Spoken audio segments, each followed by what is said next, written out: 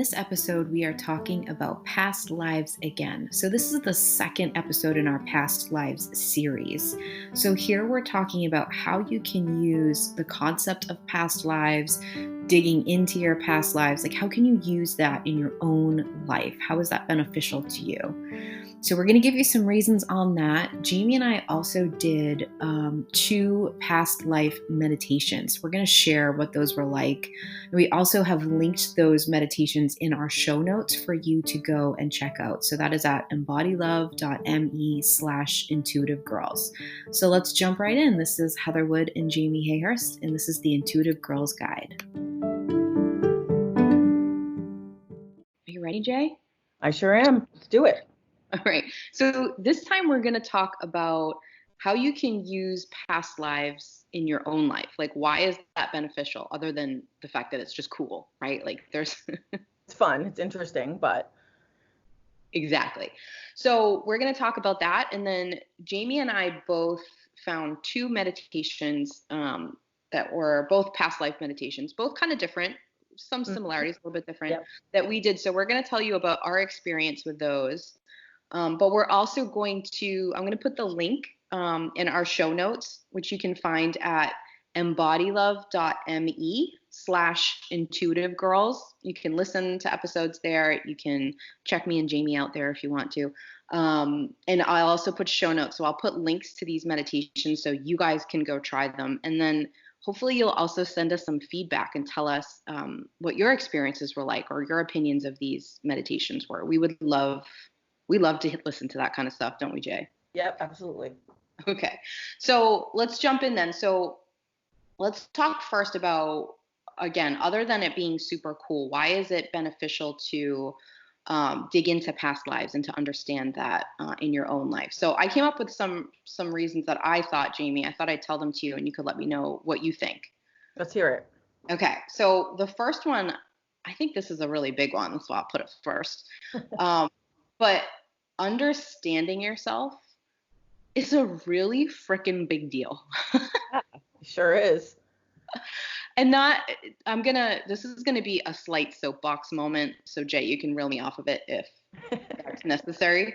But not just understanding yourself so you do that whole deep dive and you just like know your own things and limitations and not just sitting there, but understanding yourself so you can push yourself through the stuff that's holding you back, the stuff that, whether it's fears or phobias or limitations that you put on yourself. If you understand yourself, you want to also take it to that next level of like doing something about it, right? Right, because if you don't act on it, it's just an excuse. Yeah, it becomes kind of victim-y, right? It's just like, these are the reasons why my life is hard. Right, so like I can't do anything about it because of my past life. But like, Right. no, you can learn from it and then make some changes. That's really empowering when you choose that perspective. 100%. Okay. So seeing the root of your issue is, I think, healing in itself. It may not be all healing work, but if you've got something going on and you can't quite figure out, like, why do I have this fear ruling my life? Or why am I kind of consumed by this? And you find the root cause, you find like where it started or where it came from. I feel like you speed yourself up on the healing journey big time. Oh, without a doubt, because then you just understanding why something is happening in your life, it cuts so much of the work out and it cuts out so much of the mystery. Like once you know the root of something, then again, you can take the action that's required. Definitely. I think when I'm doing sessions with people, that's one of my most favorite moments. And I think you probably feel the same way, is when you see them kind of connect those dots and there's that like light bulb above their head moment. Yeah, that epiphany moment of that aha moment is so powerful.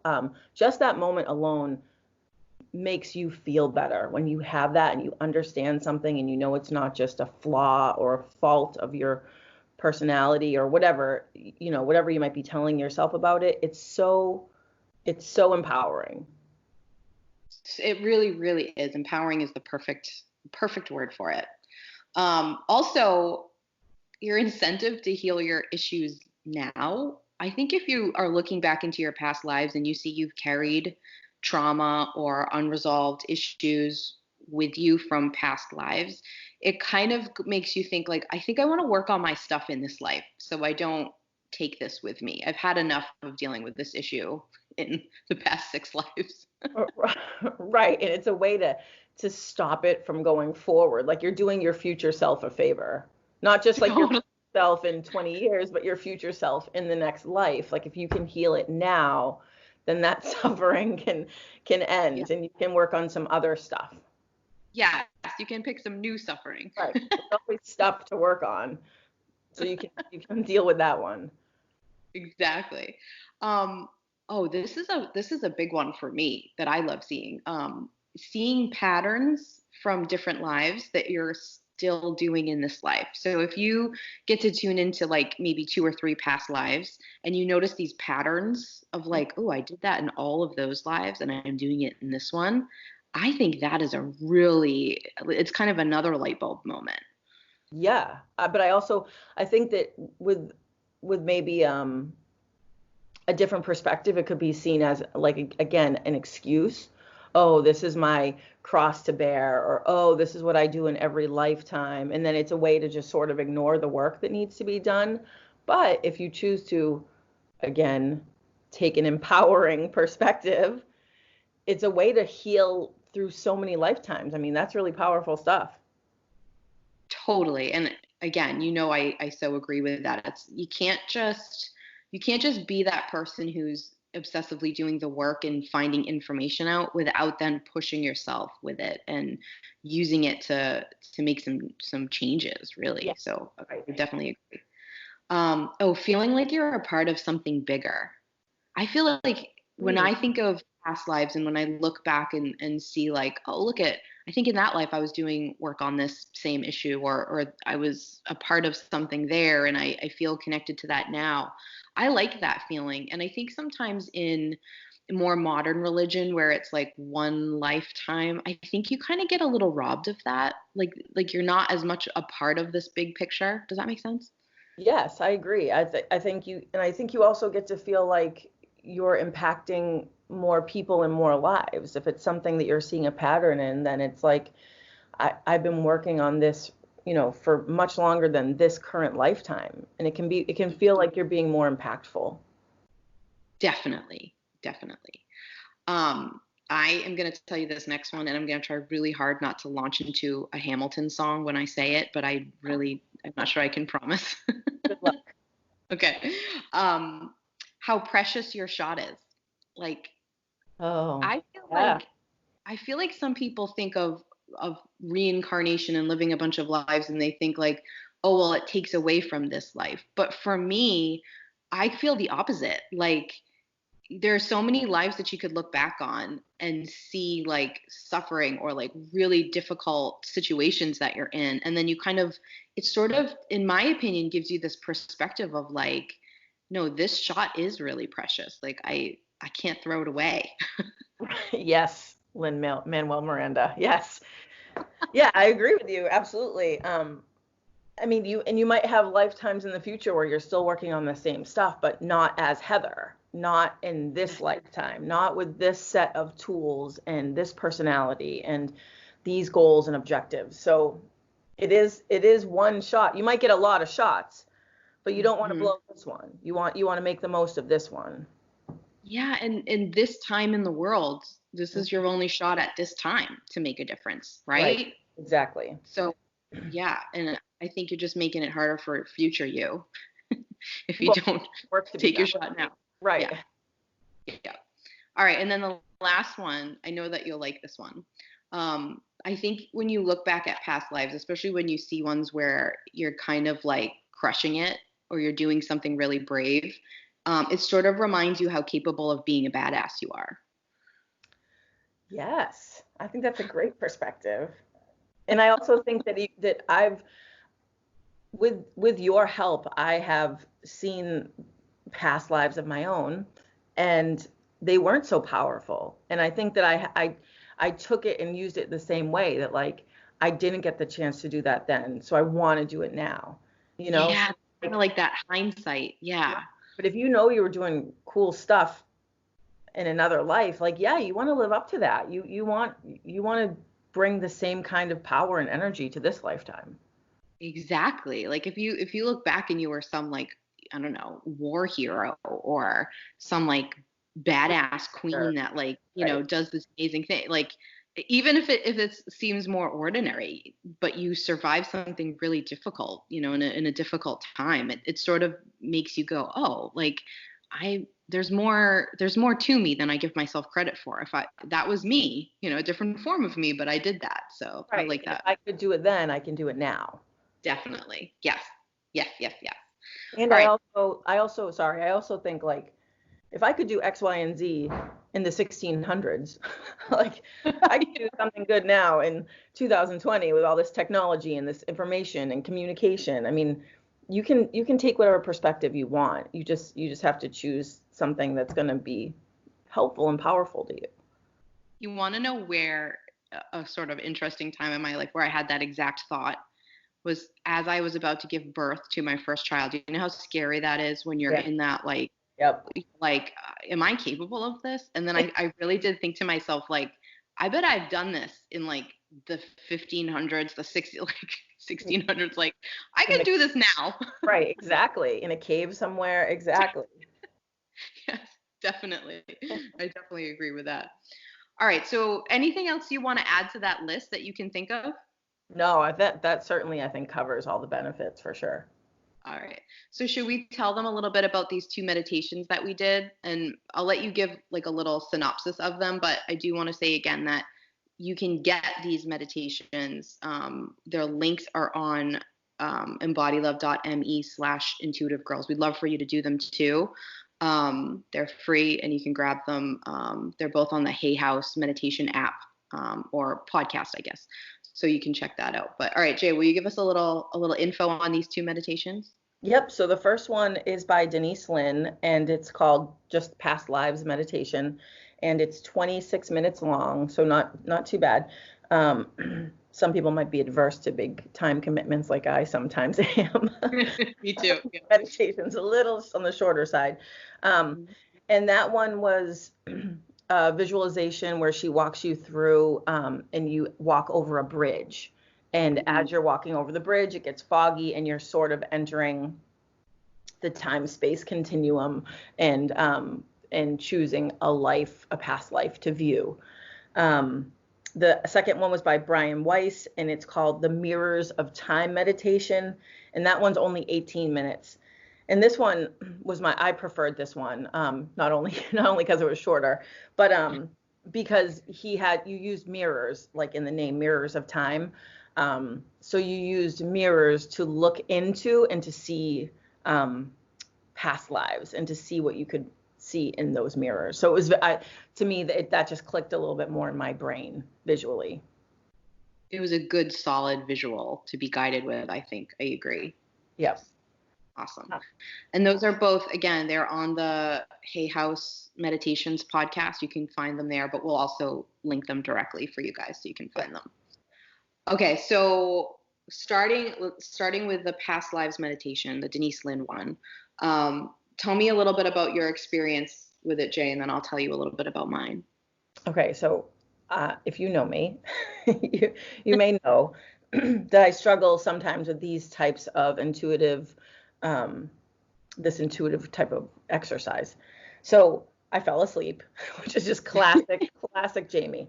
Fell asleep, had to redo it, and then it was fine. Then I liked it. I did feel like if you're doing any type of past life work, there's going to be a thread of hypnosis in it. So there's counting down. Um, and I did feel like it felt like her voice went a little, like her voice sometimes made me anxious when she was counting. Her voice got kind of fast and louder because she was trying to create this moment where you were going somewhere else. Um, but I did notice that I was sort of coming out of the moment doing it. Mm. So I'm sharing this because a lot of people struggle with this stuff. And if you're listening and you're new to this, or if you're someone like me who struggles with it, I don't want you to feel like you're doing it wrong. There is no doing it wrong when you're doing anything in intuition. Um, It just might be not the way your energy works naturally, and it's something you have to acclimate to. Excuse me. That's Um, so true. yeah. So, but I liked it once I got there and once I got over that bridge that she was leading us over. I liked it. I felt that same way about the counting, and not to jump over to the other meditation, but Brian Weiss is a hypnotherapist, and you could definitely feel a difference in the way that he brought you there and the way that she did. Yes. And also, I did feel like it was a bit slow in the beginning. Like it took me really until I was over the bridge to be like, okay, I'm really into this now. So I agree. Yeah. Well, my ego likes to do a lot of talk, like, hurry up, we're there. I don't need this. I don't need this calming down. Let's get to the bridge. And Exactly. the 10 extra minutes in that meditation, or the 8 extra minutes, allowed maybe a little bit too much of my ego to try to shut it down. Same. And some people will listen to it and be like, you know what, I Right. need 8 minutes there to get into it. And maybe if you just had this like crazy hectic day, like that 8 minutes will probably feel great. I Yes. think you and I both share a little bit of a sense of impatience in our lives. So Right. that could fit into that too. All right, go ahead, continue. So in the Brian Weiss one, The Mirrors of Time, I love that one. I felt like for me, we might have to have a podcast on the Claires, Heather, but Definitely should do that. so Yeah.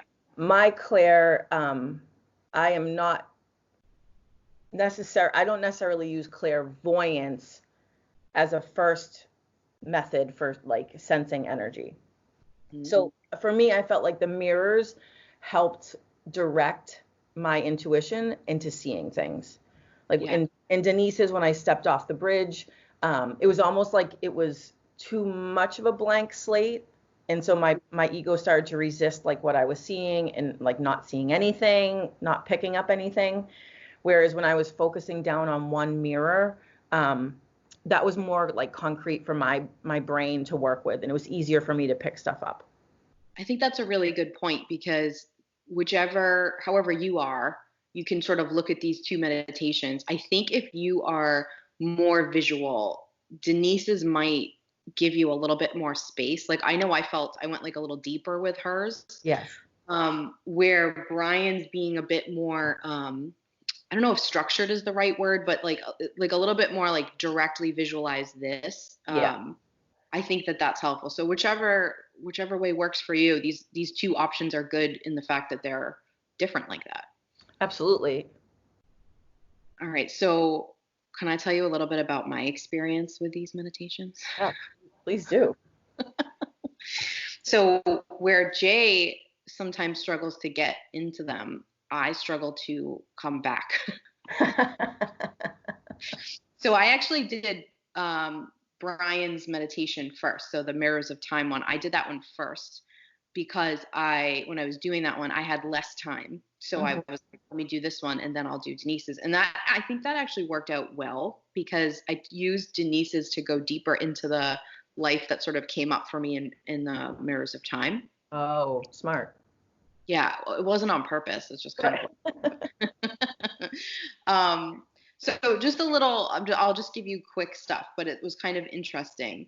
So in the Mirrors of Time thing, you know how he was saying like look in the mirrors and find was it a door to go in? I think it might have been Illegal. or Yep. Yep. okay. In Chicago where there's all those people in the boxes in like poses. Can you Oh, picture this?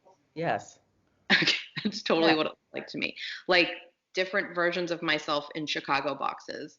And there was this one that I was really drawn to because she had like a really bright red outfit. So I ended up going in through that one. Right.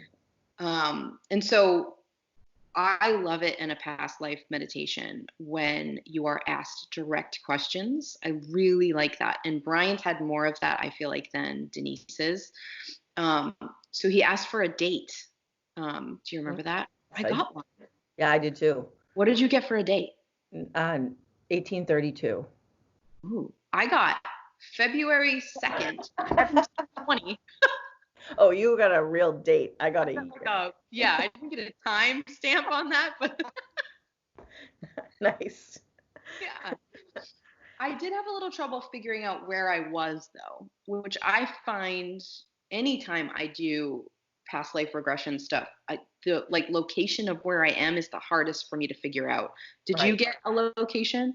Mine wasn't super specific, but it was somewhere in Europe. Like to me, it looks sort of like Italy or something, somewhere like that. Stone walls, like I'm not sure, but something over there. Yep. For me, my best guess where I was India. Hmm. Um, and interestingly enough, the shoes that I had on, I believe he directs you to look at your feet. Hmm. Um, this is like probably not, I don't even know how to describe them, but you know those shoes, I picture them in Aladdin where like the little it comes up at the top. Yep, It's like a little absolutely. genie shoe. Yeah, that's I was wearing those. There you go.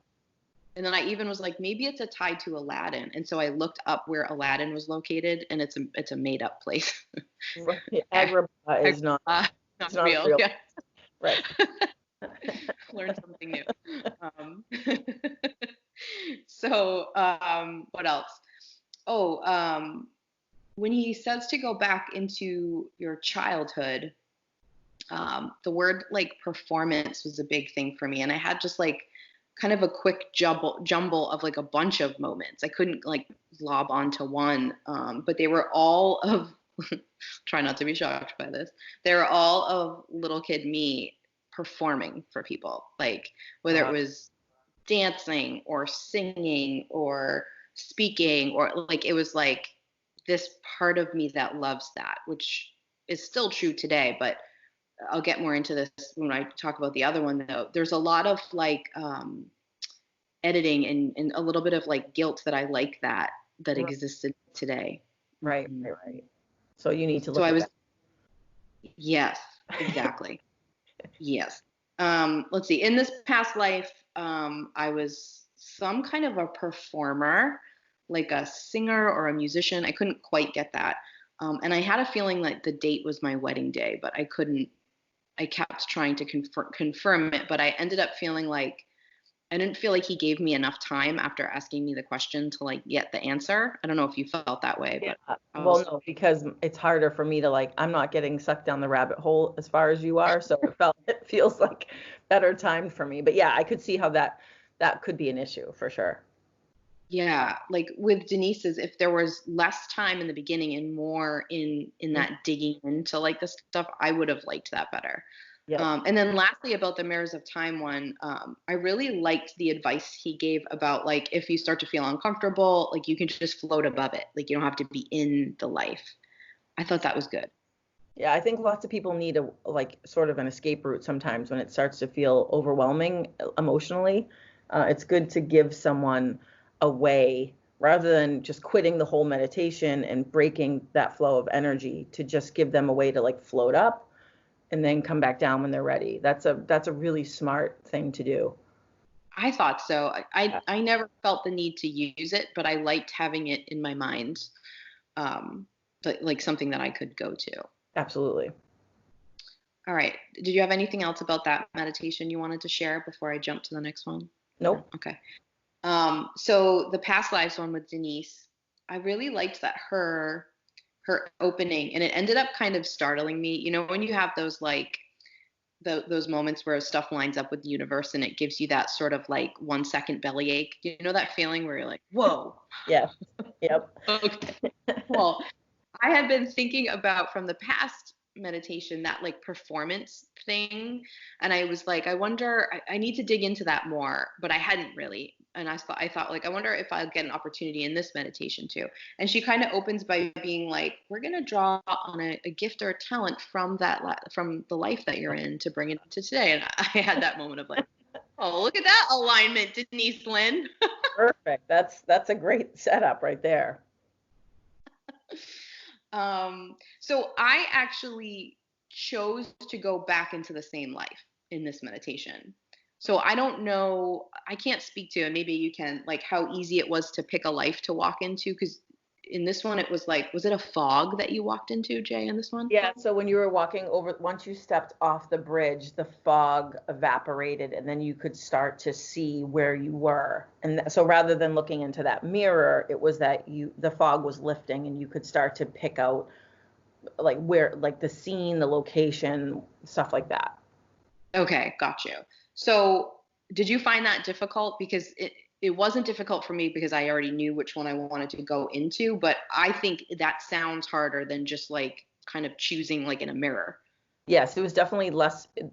The other one was so focused. This one felt like it was, um, there was too much of a visual to create, and too many places for my brain to be like, oh no, that's not real, you're making that up, or oh no, that's just what you want to see type of vibe. Yes, that I felt like that would probably be true. It was easy though if you had one. Yes, I So bet. if you're going to do both of these meditations, I think maybe doing mirrors of time first would be the best order. Right, I agree.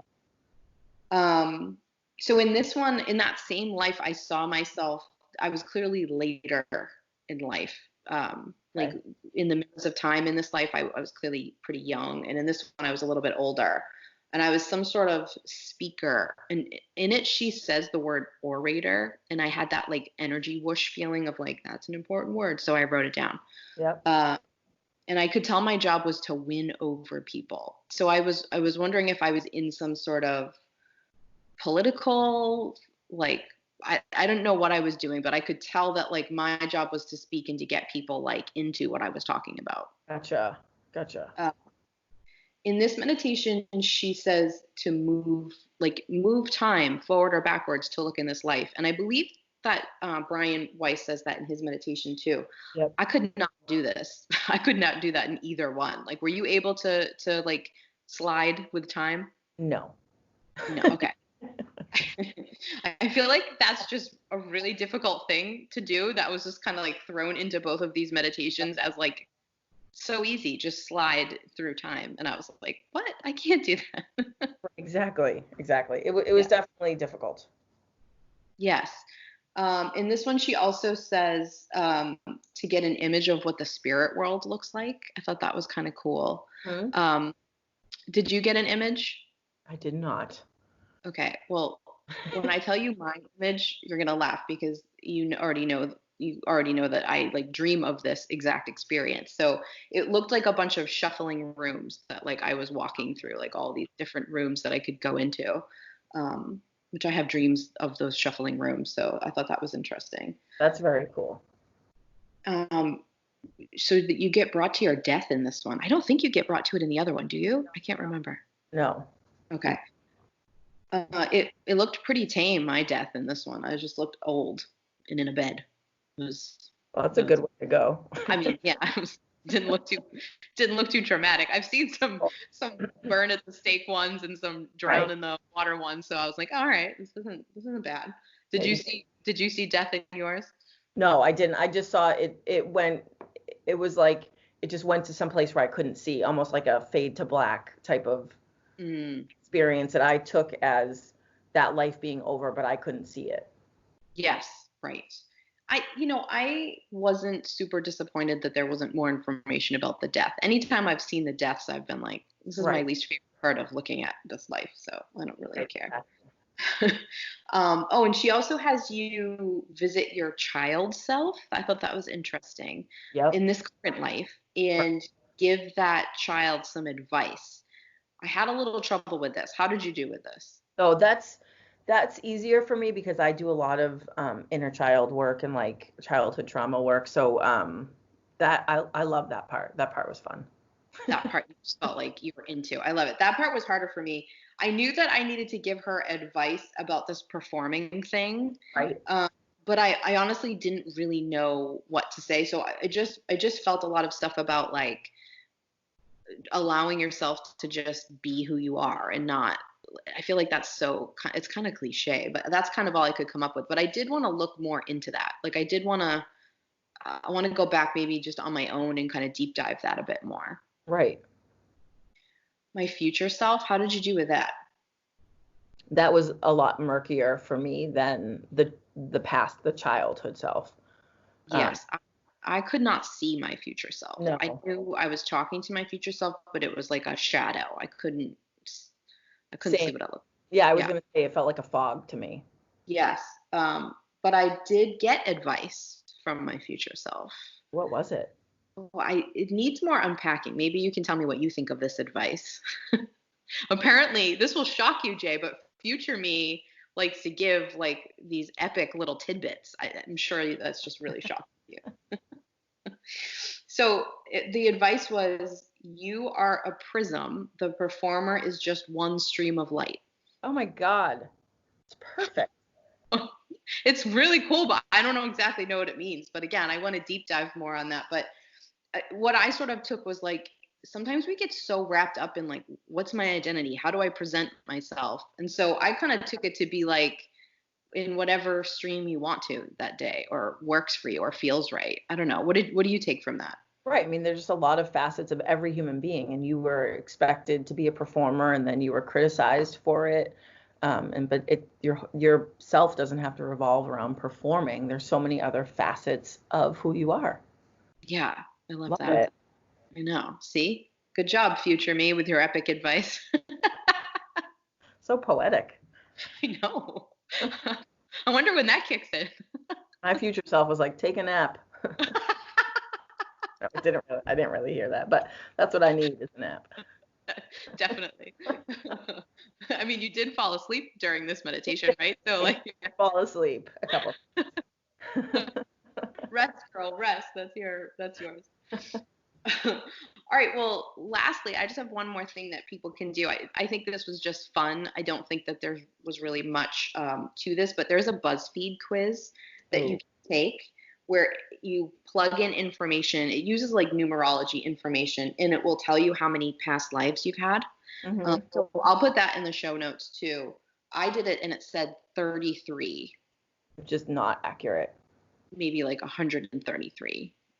I think the use of those things is when you do something like that and you use it as like an intuitive test. Like it's not going to be right, but then you can actually get more information from your reaction. Yes, like, oh, that's not right. So yeah, exactly. Okay, so it's been a lot more than that. It's like a way to hone your own intuition with stuff like that. Definitely. And you know what? I thought maybe like life 33 was one I should go explore. Like maybe that's why I got the number. So whatever you get, it might not be the exact number of lives you've had, but maybe there's some significance to it. So. Exactly. Right. Yeah. All right. So we'll put that up in the show notes too. Anything else you want to add about this experience? I mean, the only thing I can say is I think you should do it. Even if you only get a little bit or you don't get much, I think it's worth trying. What do you think, Jay? Just go easy on yourself. I mean, if you struggle, if you fall asleep, if there's resistance and you don't see all the things, like just be kind to yourself and know that the more you do intuitive work like this, the easier it becomes, and the more confident you can feel in it. That's such beautiful advice. I was going to say 100%, but we say that to each other a lot. So I was trying to think of a different. Maybe we can put that on some t-shirts or something. 100%. All right. So for the next episode, when we come back, we're going to each tell you guys about a really cool past life story, like that other people have had some really kind of bananas experiences. So listen up and tune in for that, and we'll talk to you later. Absolutely. All right. Bye, Jay. See you later.